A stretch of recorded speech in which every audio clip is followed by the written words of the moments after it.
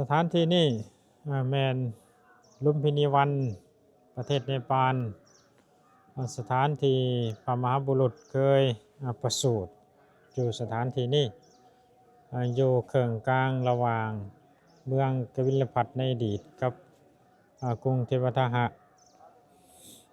ประเทศเนปาลนี่ใกล้ภูเขาหิมาลัยเฮามาสักการะบูชาสวนลุมพินีวันตอนนี้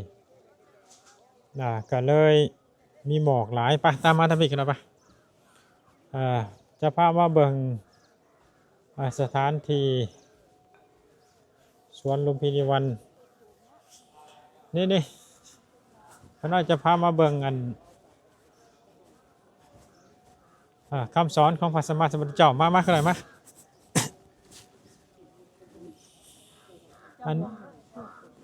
อันนี้ทุ่งของชาวเนปาลนี่ถ่ายทุ่งนี่ก่อนถ่ายทุ่งว่าอาจารย์หันมาทางพี่ทุ่งของชาวเนปาลนี่เพิ่นเขียนและเพิ่นติดหอยใส่ลายๆนี่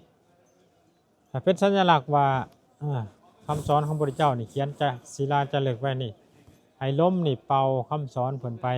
เพื่อจะได้กระจายคำสอนของพระสัมมาสัมพุทธเจ้านี่ไปในหลายแห่งหลายหนนี่คือความเชื่อของชาวเนปาลครับปะเอาเพิ่นยางมาทางพี่อีกแล้วบ่ไปจ้ะลงมาทางพี่อันนี้ก็คือชาวพุทธนานาชาติหลายๆประเทศมาสักการะบูชานี่คงจะเป็นต้นโพใหญ่ที่เห็นอยู่คงจะเป็นต้นโพใหญ่ต้นโพในสถานที่นี่มันเย็นเลยก็คงจะเจริญงอกงามหลาย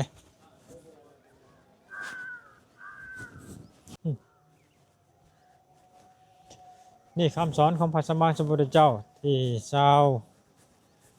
เนปาลเขียนไว้เป็นธงใครมาอินเดียหรือว่ามาเนปาลก็จะเห็นสัญลักษณ์ธงแบบนี้เป็นคำสอนของพระสัมมาสัมพุทธเจ้าบ่แม่นผายันเด้เบิ่งคือผายันแต่เป็นภาษ